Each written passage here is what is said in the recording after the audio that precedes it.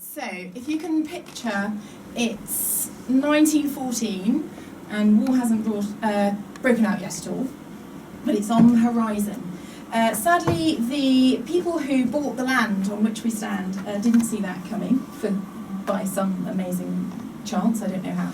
The people who bought this land were the people trying to build the National Theatre. So for theatre fans, the National Theatre of course is over completely in a different place, by the river on the south bank. And at the time, it was going to be right here.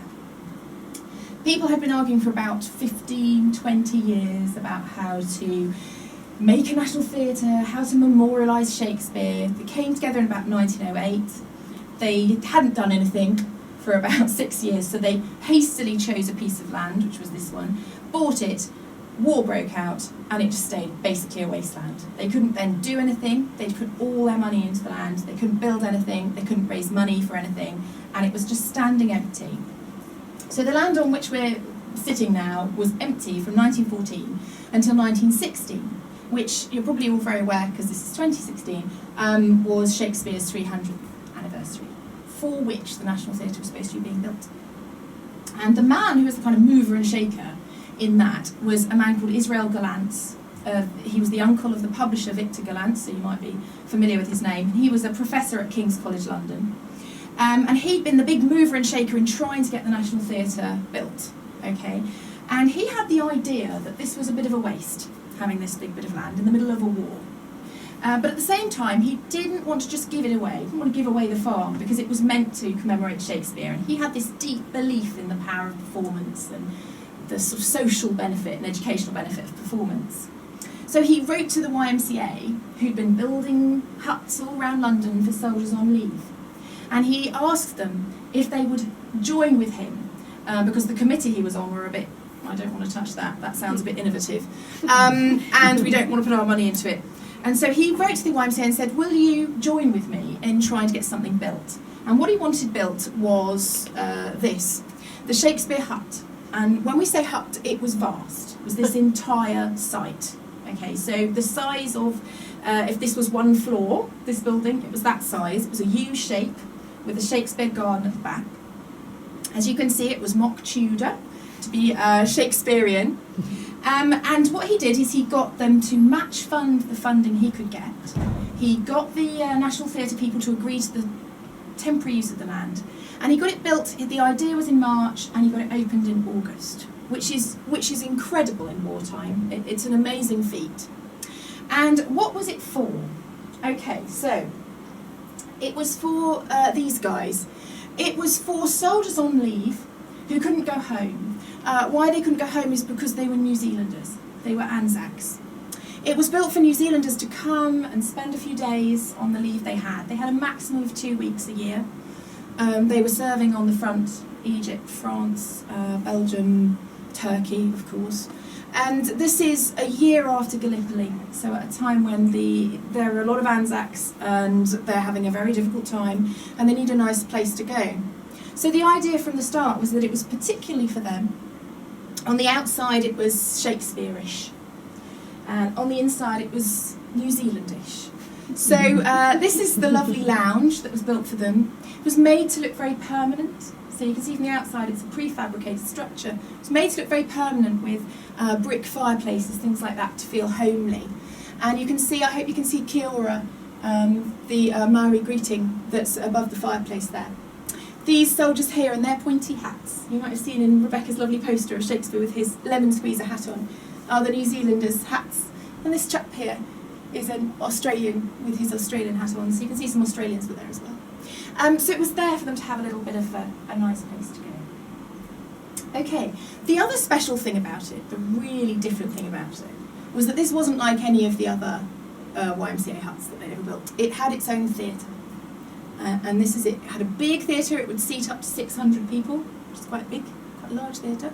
A little stage here with permanent set. And you can see what these chaps are doing here is that they've had to move all the chairs in the theatre and put beds out because there's a big tranche of soldiers coming in and they're putting beds out. So they reused it, they repurposed it when they had to. But it was a designated space for performance. And that was completely unique. Okay, there wasn't, that had just not been done before. The closest is that the Australians then afterwards saw what the New Zealanders had and annexed the Aldwych Theatre, the actual Aldwych Theatre, and changed that into a bit of their YMCA. But at this time it hadn't been done before. So you had a big theatre, tiny stage, lots of places for them to enjoy themselves within the complex, if you like, of the Shakespeare hut. But you needed somebody to put something on the stage. And it was wartime. So who were there, and what could you do about that? Well, you could get women to do it. Okay. So this is the other aspect of the hut, which I think will interest some people particularly. And that is that this woman here in the middle, Gertrude Elliott, Lady Forbes Robertson, is the president of the Actresses Franchise League. She's an incredibly prominent suffragette. This over here is Edith Craig. She's the director of the Pioneer Players, Agit Propaganda suffrage play productions, and an innovative and a very special theatre director, and daughter of Ellen Terry, most famous actress of her age. And they put plays on, so Gertrude Elliott was the manager, if you like, Edie Craig was the director, the staff director, and they put on plays largely with women actresses acting for the troops. This is Fabia Drake, aged 15 or so, being Henry V. She actually became very famous afterwards. And what they did is they had a sort of female-led theatre programme of galas and things like that. And when I say every night they had something on, every Saturday night they had a big entertainment, and then once a year they had a Shakespeare gala. So if any of you saw did anyone see the Shakespeare Live on TV on Saturday or in real life? That sort of gala where you had little snippets and little bits of plays, it was like that on a smaller scale, but with as famous people as that. So on Saturday night the RSC had Ian McKellen and David Tennant and Judi Dench. It was like that. It was Johnson Forbes Robertson who was like Ian McKellen or Kenneth Branagh. It was Gertrude Elliott, who was herself very famous, Ellen Terry, like having Judi Dench come on this little tiny stage. Only soldiers were allowed to be there. You can see this is Ellen Terry's signed programme from the Shakespeare Hut. This is in an archive over in America. And this is the invitation. So I'm going to finish it in a minute, but I wanted to say a little bit about why it's so important to bring it back into public memory, I suppose. It's one of those unique moments where you've got something that people in New Zealand really care about. So we've got interest from New Zealand High Commission, because this was a space that was a gift for New Zealanders and was remembered by New Zealanders. They had 90,000 beds let there a year, so about 30,000 troops went through a year, a lot of people. People interested in women's suffrage, because this was the space where these women were able to run a theatre on their own terms. Okay, people are interested in First World War history, architectural history. I've been spoken to by people who are interested in architecture and temporary architecture and wartime building. People who are interested in Shakespeare and commemoration. People who are interested in performance all round. People are interested in Bloomsbury and the local area, or the history of this building and this school. And the list goes on of people, because it's just one of those special moments where all these different things came together in one space. So I've put, should I finish there, Rebecca? Is that a good moment? I think you've whetted their appetite. This is the invitation, because I'm hoping it will invite you to come. So you can see here, Friday, August the 11th at 3 p.m. Exactly 100 years ago, on Thursday, August the 11th, this year, is when the Shakespeare Hut opened. And it was extremely successful. It stayed open to New Zealanders until long past the end of the war, where they were waiting to be sent home. Then it became, the building was rented to the YMCA to be the first Indian YMCA for Indian men, not English men in India, but Indian men here.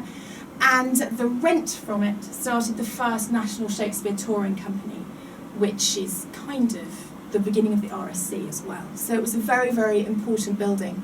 For the National Theatre, it's very important because these actors and actresses thought that they were performing there. And for where we're standing today, this is where it was. And it's nice if we can kind of picture that and bring that to more people and remember that heritage, but also just the symbol of what it means to have something that can bring so many different interests together.